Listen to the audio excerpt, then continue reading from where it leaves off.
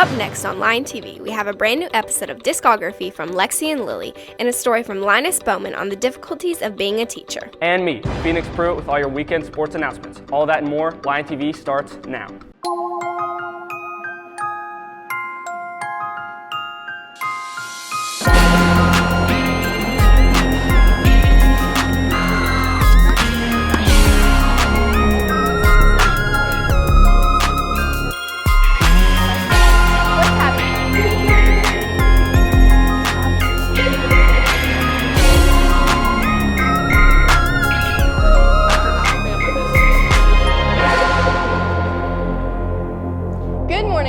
I hope everyone had a great week. Also, happy late birthday, Jacob. I'm Emily Tyler. And I'm Jacob Shoei. Thanks, Emily. I can't believe it's already almost spring break. Anyways, let's jump right into those announcements.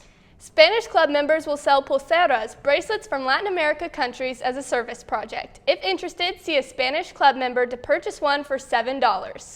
Volleyball tryouts will be on March 29th from 3:30 to 5 in the main high school gym. This is for girls currently in 9th to 11th grade. You are required to bring a signed physical, medical consent, and the sudden cardiac arrest forms to try out. You cannot try out without them. You will find scholarship applications for some local scholarships on the Senior Schoology. Please print them off, fill them out, read all directions, and if you need a transcript, please order one from Miss Hamilton in the East office. The applications can also be found on the SHS website. National Honor Society members, remember to work on ISP. If you need help finding something, see Miss Jessica Martin as soon as possible. All ISP has to be approved before you start. Final date for approvals is April 15th. The next meeting is Tuesday, March 28th at 7:30 a.m. in room 323. The senior tankers have arrived. If you ordered one, please stop by Miss Joyner's room 321 to pick it up. Whoa, those announcements have me out of breath. But Linus has a story over how hard it is to be a teacher. Wait, really? That's great. Teachers don't get enough recognition. Teachers help many students get a head start to their future. Some students don't understand how hard our teachers work to make sure we get a good education. Being a teacher means that you can be surrounded by great people, such as students, friends, or coworkers. I just like the interaction with the students, and getting to see them each day and teaching the subjects that I teach. I like students. I like my coworkers. I like the people I work for. I like this building. I just love the high school. I love my subject matter. Some students don't understand how much a teacher cares for them. Many teachers just want their students to be successful in the future. Sometimes, you can feel hopeless about some things, but for the most part, I feel hopeful because of the people I teach, and I see what they're going to become, and I see the potential in them, and so I feel pretty good about the world. I mean, we have lives outside of school, but I think most would agree to that, or would understand that, and that we do make mistakes, and that's not an uncommon thing. All teachers have a goal at the end of the day, whether it be to make sure their students know how to read and write, or how to do equations, or just be good human beings. My goal is, as an English teacher, I want my students to know how to speak and communicate with standard American English. That's my, scholastic goal. But really, I just want them to learn, to be good citizens. To feel like I accomplished all that I wanted to accomplish in that day. Sometimes I reach all of my goals and maintain the kind of a pace that I want, but there are times when I just have to carry things over to the next day, and that's okay. Please remember to thank all our teachers for putting up with us. Now, back to the news desk. Wow, Linus, that was very insightful. I'll be sure to thank all my teachers for all the hard work they do. For sure. Now onto some national news. Brazilian federal agents aboard 3 helicopters descended on an illegal mining site on Tuesday in the Amazon rainforest. They were met with gunfire. The shooters escaped, leaving behind an increasingly familiar find for authorities, Starlink Internet Units, which is a division of Elon Musk's SpaceX and has almost 4,000 low-orbit satellites across the sky. It connects people in remote corners of the Amazon and provides a crucial advantage to Ukrainian forces on the battlefield. It has also proved a new and invaluable tool for Brazil's illegal miners, with reliable service for coordinating logistics. President Luiz Inácio Lula da Silva has sought to crack down on environmental violations, particularly illegal mining in Yanami land, Brazil's largest indigenous territory. Texas officials on Wednesday announced a state takeover of Houston's nearly 200,000 student public school district, the eighth largest in the country. This made Republican Governor Greg Abbott, Education Commissioner Mike Murrath launch one of the largest school takeovers ever in the U.S. It also deepens a high-stake rift between Texas's largest city, where Democrats wield control, and state Republican leaders have sought increased authority following election fumbles and restrictions for COVID-19. Murrath said Texas Education Agency will replace Superintendent Millard House II, and the district elected board of trustees with a new superintendent of an appointed board of managers made of residents from within the district's boundaries. According to Murrath, the board has failed to improve student outcomes while conducting chaotic board meeting marred by infighting. A federal judge heard arguments Wednesday in a lawsuit that poses a threat to nationwide availability of a leading abortion medication. Conservative Christian groups seek to reverse federal approval of this drug, mifepristone. This is the most common form of abortion in the U.S., and ruling could affect states where abortion is legal. This is the most common form of abortion in the U.S., and ruling could affect states where abortion is legal as well as those that outlaw it. Alliance Defending Freedom argued in the lawsuit that the FDA process was flawed from mifepristone. It also took aim at more recent changes that have eased access to the drug. This week has been jam-packed with a lot of changing events. Definitely. Just when I thought it was going to start warming up, it cooled back down. Same. Hopefully the weather will start warming back up. Let's send it over to Star to get a forecast for this week. Good morning, Cersei. Today we'll have a high of 53, partly cloudy, rain at 4%, with winds going north-northwest at 13 miles per hour, humidity at 50%, and your sun rose at 7:14 a.m. On to tonight. Tonight we'll have a low of 30 with mostly clear skies, rain at 4%, with winds going north-northwest at 7 miles per hour, humidity at 65%, and your sunset will be at 7:15 p.m. On to the almanac. For your last 7 days temperature, you have a high of 62, a low of 27. Your monthly average of precipitation is 5.0 inches. Month to date is 5.0 inches. On to the 5cast. Saturday will be partly cloudy with a high of 51, low of 25, and 3% chance of rain. Sunday will have a high of 46, low of 22 at 0% chance of rain. Monday will be partly cloudy with a high of 51, low of 28, 11% chance of rain. Tuesday is partly cloudy with a high of 56, low of 43, 12% chance of rain. Wednesday is mostly cloudy with a high of 65, a low of 57, and a 24% chance of rain.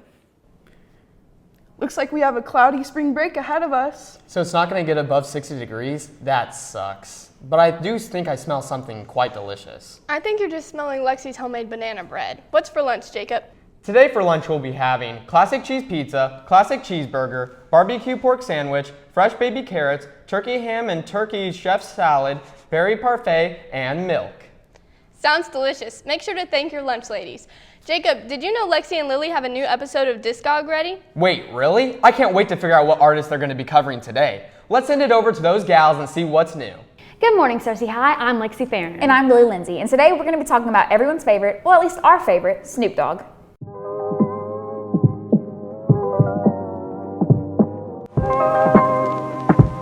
Everyone knows who Snoop Dogg is. My parents listened to him in high school, Mr. Bowman listened to him in high school, and I still listen to him. Snoop celebrated his 20 years of being in the spotlight last year in 2022. He's also currently the owner of Death Row Records, which tremendously helped his net worth reach a massive $165 million.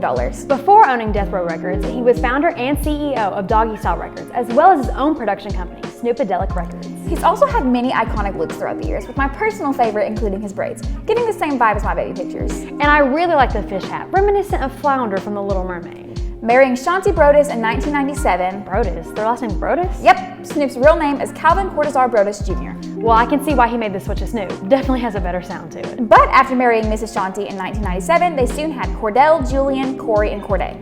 Well, it seems like everyone got a little busy. While he was making his music, Snoop and his wife became the grandparents to 6 grandkids. How cute. With 19 studio albums, 5 collaborative albums, 17 extended albums, and 3 EPs, it's safe to say that there is no shortage of discog. My personal favorite would have to be the Winter Wonderland remix from Pitch Perfect. And mine is Drop It Like It's Hot. In the crib, ma. Drop it like it's hot. Drop it like it's hot. Drop it like it's hot. Snoop is definitely well known for things we can't explicitly say on Lion TV. He's also known for his Christmas classic, Snoop on a Stoop, a play on the common elf on the shelf. We asked some of you what your fellow classmates would be known for. Let's hear what you had to say. What is Marley Price known for? Absolutely blowing up my bathroom. What is Linus Bowman known for? Being a king. What is Phoenix Pruitt known for? Orchestra God. What is Jordan Bowman known for? Wasting time in Lion TV using the Oculus. What is Trent Hart known for? Being the dead weight in Lion TV. What is London King known for? She killed Betty White. What is Mr. Bowman known for? Always wearing his KATV jacket.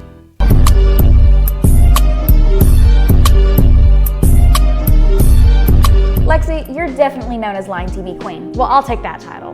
Well, that's all we have for you today, Cersei. Make sure to let us know who you want to see on Discography next. See you next week. Bye! Wow, Lexi and Lily always have something interesting about their artist every time. So true. They're truly great at what they do. Hey Emily, have you made your March Madness bracket yet? March Madness? Why is March mad? And why do I need a bracket? Let's send it over to Phoenix to get a sports update.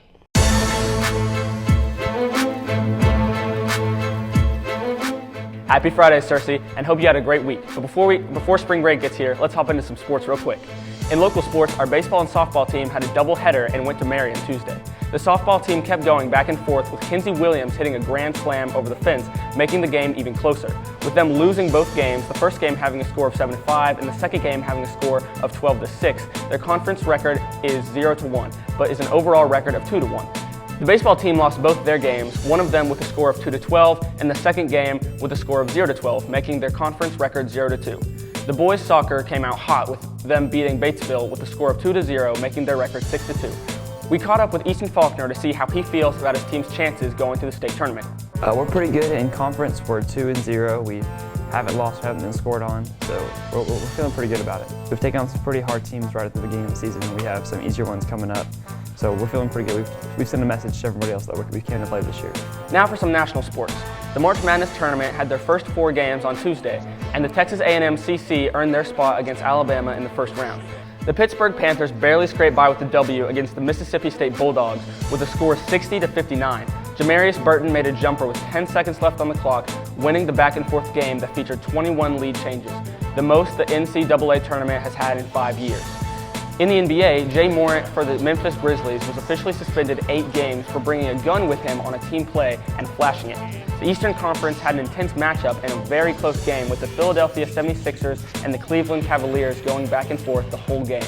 With a score of 118-109, the 76ers came with the dub, making their record 46-22 and the Cavaliers' record 44-28. Leading all scorers, Joel Embiid had 36 points, 18 rebounds, 4 blocks, and Donovan Mitchell had 21 points, 6 rebounds, and 5 assists. In the NFL, the New York Jets owner met with Aaron Rodgers to see about going to New York as their new quarterback. They're also trying to acquire wide receivers Alan Lazard and Randall Cobb and tight end Mercedes Lewis. Aaron Rodgers also recommended Odell Beckham Jr. to be signed as well. The Colts agreed to trade Stephon Gilmore to the Cowboys, and they also expect to release quarterback Matt Ryan. The Los Angeles Dodgers in the MLB had quite a scare during the World Baseball Classic game on Tuesday, when their first baseman, Freddie Freeman, exited the game with a hamstring injury. While he was at bat, he hit a pop-up on the left side of the infield. He began to run awkwardly down the first baseline and was later pulled from the game with a slight hamstring injury. I'm afraid that's all the time I've got, Cersei. Y'all have a great weekend and an amazing spring break. Now, back to the news desk. Thanks, Phoenix, for that amazing update. I can't wait to see how the bracket turns out. I know I'll be tracking March Madness. Well, that looks like all the time we have for you today, Cersei. Don't forget to subscribe to our YouTube channel at Cersei High Lion TV. And to follow us on Twitter at Lion TV, Instagram at Cersei Lion TV, and on Facebook at Cersei High Lion TV. Signing off, I'm Emily Tyler. And I'm Jacob Shoei. I hope you have an amazing spring break, Cersei.